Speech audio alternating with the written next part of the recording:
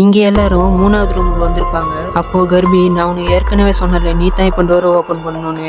அந்த லேடி கையை பிடிச்சிட்டு டோர் பக்கத்துல எடுத்துன்னு வந்து விட்டு கதவை தரடின்னு சொல்லி கத்துவான். அந்த லேடி பயங்கரமா பயந்துட்டு கர்ப்பியை பார்த்துட்டு என்னால முடியாதுன்னு சொல்லும்போது இவனுக்கு என்ன பண்றதுன்னே தெரியாது, கோவத்துல பயங்கரமா கத்துவான். அப்போ ஹீரோவை பார்த்துட்டு உங்ககிட்ட ஏதாவது ஐடியா இருக்கான்னு கேட்பான். ஹீரோவும் ஐடியாவா என்கிட்டயா, நீ எப்பவுமே கேம் விளையாடும் போது ஒரு ஐடியாவோட தான் இருப்ப, அது ஒரு கேம்டா, அதுல மட்டும்தான் என்னால ட்ரிக்கை கண்டுபிடிச்சி கேமை பிளே பண்ண முடியும். இங்க அந்த மாதிரி கிடையாது.